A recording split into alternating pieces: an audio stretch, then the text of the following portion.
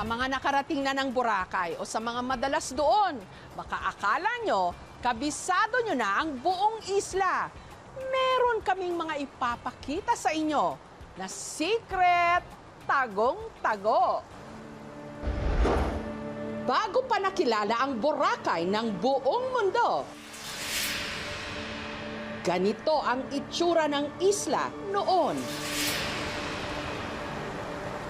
Putim-puti ang buhangin, kristal ang linaw ng dagat, napapalibutan ng mga punong nyog. Wala pa noong malalaking mga hotel at resort. Ang meron lang, maliliit na kubo. Wala ring party at nightlife. Tahimik ang paligid. Sa pinakasimple at pinakalikas nitong anyo. Bagay na pinanghihinayangan ng marami na hindi na nila naabutan. Pero alam nyo bang meron pa rin palang bahagi ng isla na pareho pa rin ang itsura sa Boracay noon? Kung saan parang huminto ang panahon.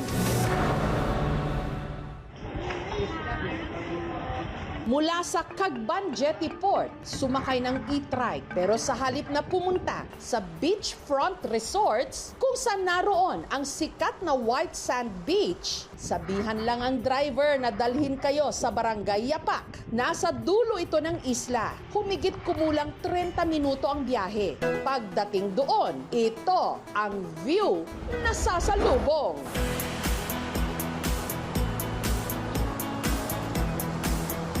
Welcome to Ilig-Iligan Beach. Sa area na ito ay napakalinis at talagang preserve ang beach na ito. So napakaganda po siya. Ilig-iligan means dinadaluyan, no, ng tubig. Madalang lang daw na may bumisita rito. Kaya halos napanatili nila itong unspoiled. If you visited the island way back 1970s, 1980s, and you would like to see the old Boracay, pumunta ka sa Ilig-Iligan Beach, ibabalik mo ang mga alaala mo ng mga panahon na yon na nandito ka sa islang ito.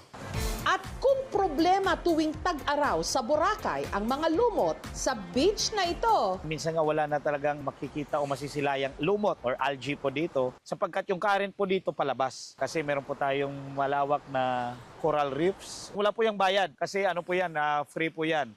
pwede rin ditong mag-paddle boarding. Kahit hindi marunong lumangoy, pwede silang sumakay dito sa paddleboard. Magsuot lang po sila ng life vest. Ang mga madalas na customer dito ni Roy, mga foreigner. Yung English lang po namin is konti lang po. Nagkakaintindihan lang kami sa mga sign. Advantages? Yeah, you can use and then you can sit here. This? Here. For me, it's the best experience in my life. Really, I recommend. Go, come on. Si Seren, pagbebenta ng souvenir sa mga turista, ang hanap buhay. Bumibili po kami ng mga shells, tapos binubutasan po namin, ginagawa po namin ng mga bracelet, anklet, mga necklaces. We are delighted to be and to find this beach. We were approached by a fellow outside our hotel, and he proposed a tour of about 5 spots today. This, I think, is the most beautiful.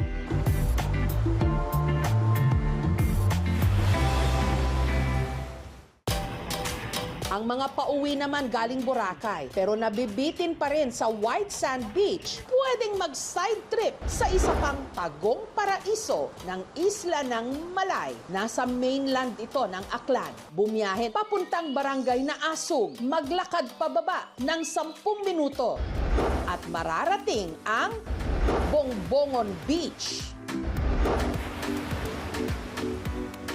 Gaya ng Boracay, putim-puti rin ang buhangin dito.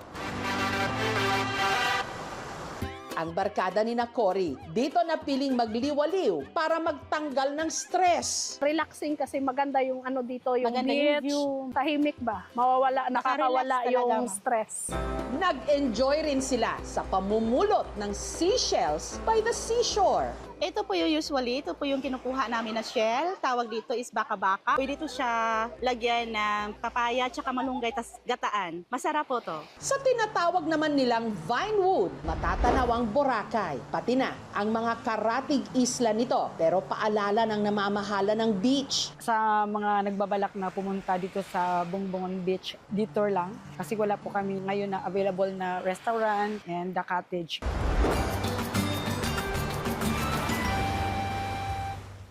20 minutes naman mula sa Bongbongon Beach, may isa pang paraiso na maipagmamalaki ang Aklan. Ang daan lang papunta rito, parang ride sa perya. Taas, baba.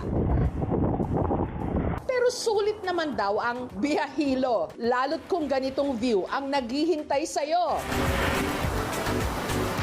Ito ang Hinugtan Beach sa bayan ng Buruanga. Dito, ang iyong maririnig, hindi party music, kundi tunog ng mga alon. Hindi siya maingay. As trentahin, di ba? Mas gugustuhin natin yung peace of mind. Nakakawala yung stress. Yes. Masarap pakinggan yung alon, yung nature, kaysa maingay ng tao.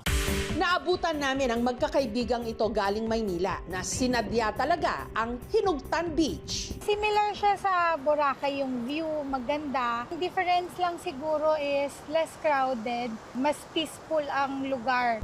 Ang fire dancers naman mula Austria na sina Arno at Kata sa Hinugtan Beach na piling magbakasyon ng 3 linggo. There's a lot of space and it's really a magical surrounding here. We decided that it's the right place for us and we did not regret our decision. At dahil wala masyadong tao rito, matiwasay silang nakakapag-ensayo ng kanilang dance routine. A lot of peace, focus for our training, beautiful sunsets that will come soon. Most beautiful sunsets we had in our vacation yet.